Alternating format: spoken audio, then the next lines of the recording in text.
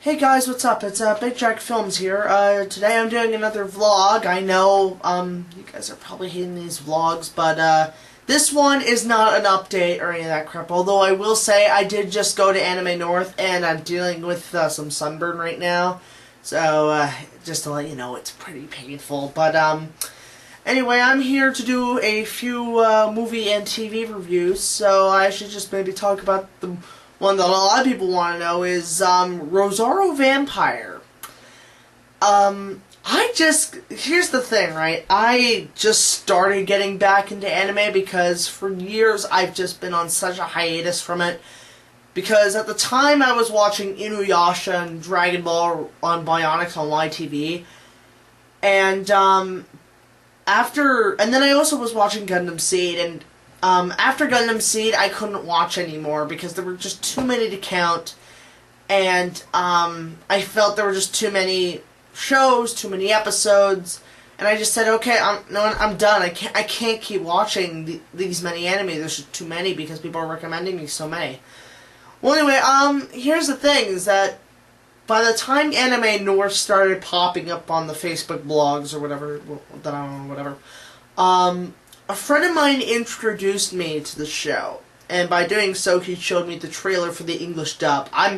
With the animes, I more prefer the English dub rather than the Japanese version, just because, I'd rather listen and watch rather than watch and read, like subtitles, but I digress. But he introduced me to the show, and, all I can say is really, if I were to diagnose people who start getting into anime, or you know what, I won't diagnose it. I'm going to leave a link below to what gets people into anime and how the start of it works until you're really addicted to it. And links below to a Robot Chicken sketch that is absolutely hysterical, and it just sums up anybody who gets into anime. So anyway, how should I start off this review? Should I just... Because I'm only reviewing the first season. I'm going to watch the second season, then do a review of that, but I'm going to do the first season first. So I'll just try to figure out the plot for you guys. I'll just explain it very quickly as I can. I don't know how long this video is going to go, but...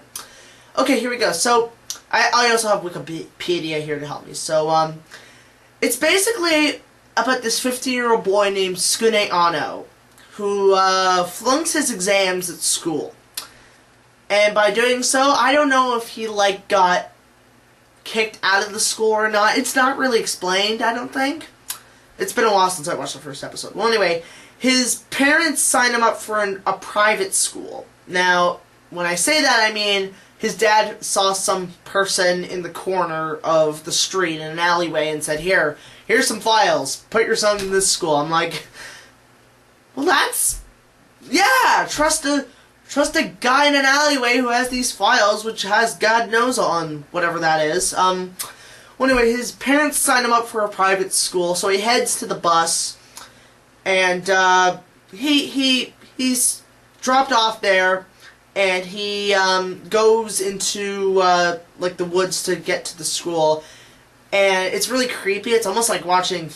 I'll just say it. It's like watching the Thriller music video before the music actually starts. It's really creepy, but I digress. Anyway, so he gets run over by a bicyclist. I don't know if that's a word or not, but anyway, he gets run over and by a pink-haired girl named Mocha Akashiya. I think that's how you spell it.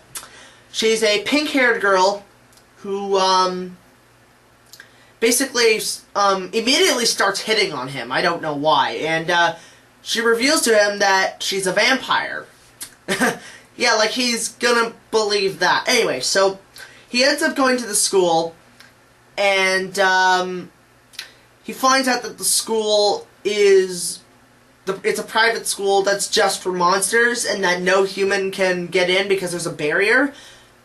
They failed to explain how he was able to get in. I'll get to the problems later. Well, anyway, so he's dating the hottest girl in school, which is Mocha Akashiya, and as we all know, all the schoolmates except for Skune are monsters. So they stay in their human form, but if they want to reveal their monsters, they can. So anyway, he's dating the hottest girl in school, which is Mocha, and it's a pretty, like, the first episode is, they rush the relationship, and it feels kind of forced at sometimes, but it's still pretty good. So anyway, so whenever Skune is attacked by some jealous guy who turns out to be a monster, he takes Mocha's Rosario, which is around her. It's like a necklace with a Christian cross or whatever. He pulls it off, and she becomes her inner self. Now, I failed to mention that. Well, here's the thing: is that Mocha has a double personality. So she has her outer self, which is a nice, sweet, caring, pink-haired girl. Then she has her inner self, where she is basically a vampire Chuck Norris. So anyway, Skune would pull off the Rosario, and certain things on her body grow. I'm not going to say what, because I don't want to get this to be too inappropriate, but I'll get to all that later. So yeah. Well, anyway, so pulls it off. She becomes a Chuck Norris vampire and beats the snot out of monsters, and that's pretty much the entire show, along with some other side characters, like, just trying to say, Kunimo, I think her name is, who is a succubist. Yeah, a succubist who, I mean, I don't want to give up too much away.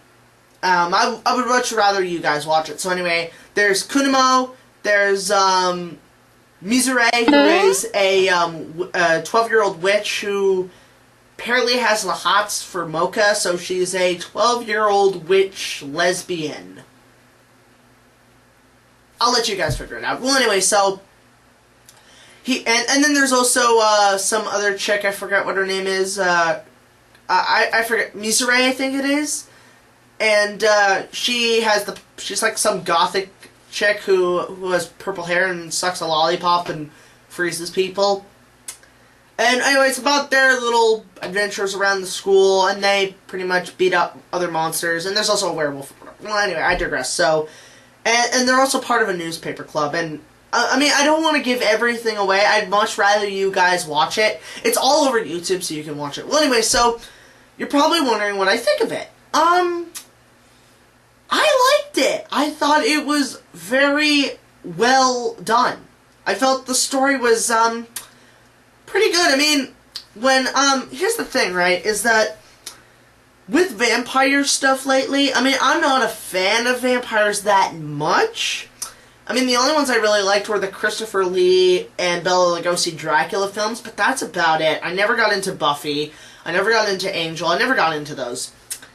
But, here's the thing. With all the recent vampire stuff going on, especially with Twilight, I feel like they've killed the vampire genre with Twilight and all these other things. Well, Twilight especially. But when my friend introduced me to the show, when I saw the trailer, I'm thinking, oh god, another vampire show, you know, how many more of these shows could there possibly, or how many more of this crap could there possibly be? And so I just gave in, I just said, okay, I'll watch a few episodes.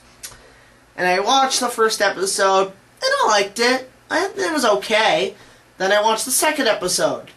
It's good. By the time the third episode is in, I'm hooked.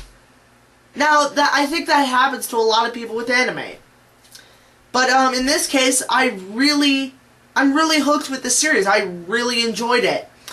And it's so much that I cosplayed as Skune Ano at Anime North on Friday.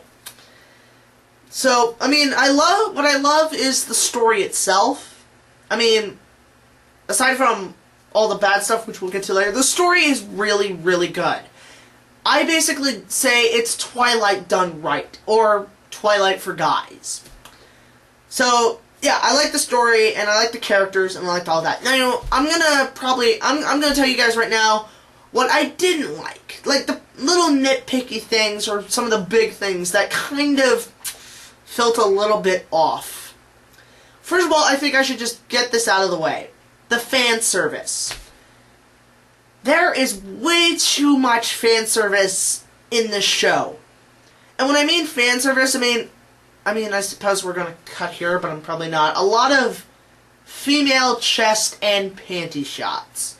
Now, if you're a guy, you might like it, right? And I mean, I'm a guy, I don't want to get into that crap. I digress. Well, anyway, at first it's kind of interesting to see, but then it gets really, really old and annoying. I mean, ungodly annoying. It's just, I should say it distracts the story. It distracts your attention.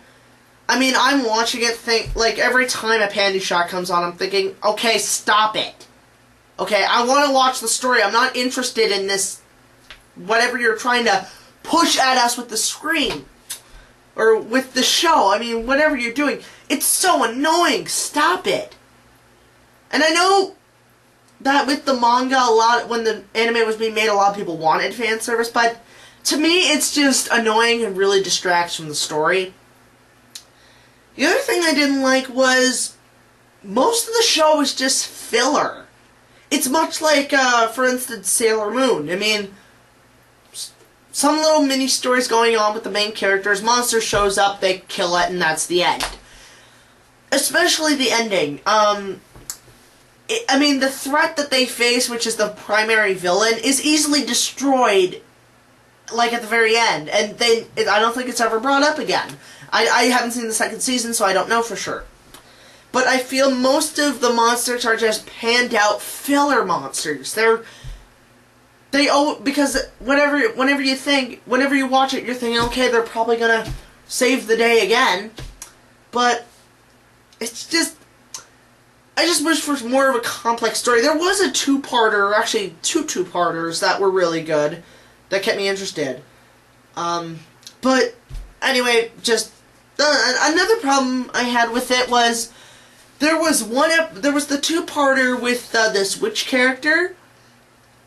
And at the end of the episode, Skune gets killed. And I'm thinking, oh god, I might have to watch the second episode to, like, see what happens to him. Second part, he's completely fine. They never bring it up again. What happened? I'm thinking, what happened? Did they heal him? Did they, like, it ends with a cliffhanger that doesn't even end. They just go on with the rest of the story. Well, I mean, the story continues, but they don't explain what happened. Like, was it a dream or something? What the hell? Scooty just got killed. You don't have somebody get killed and then the next scene they're perfectly fine. This isn't Monty Python. This isn't Monty Python where he says, I'm not dead, I feel fine. That's a big flaw. I mean, I was reading the comment section, people were thinking, oh, what happened? What happened to him? And all I had to say is, I just made a sarcastic joke where I said, simple. He is Jesus. And people laughed. So, anyway, that's just my problems, is too much fan service. Some of the plots are never explained or even heard of again. And it's basically filler. But if you can get through all that crap, it's not a bad series. I mean, I'm really excited to watch Season 2. I've already seen the trailer for it, and it looks like the story, it looks new, so, as most things are, but, yeah, I mean, Rosario+Vampire, I mean, oh, and one more thing I should just mention, with the fan service, this show is not for kids, I can tell you right now. If little kids saw this, well, how can I explain this? To me, if kids were to watch the show, it's like watching porn. So, don't let your kids or your young cousins or your younger brothers watch this, because I don't want to see what the outcome is. I don't want to see them telling this shit at school. and stuff. Well, so yeah, I mean, it's a good series overall. Good story if you can get past the fan service, filler, and all that crap. So, I'm gonna give it, I don't know, a 8 or 9 out of 10, only because of the little problems I have with it. And but if you're an anime fan or a vampire fan or even a Twilight fan, I really recommend it. If you're into the vampire thing right now, I totally recommend this series. And yeah, so I personally enjoyed it. So see you in the next video, and we'll talk about the next thing, the next review.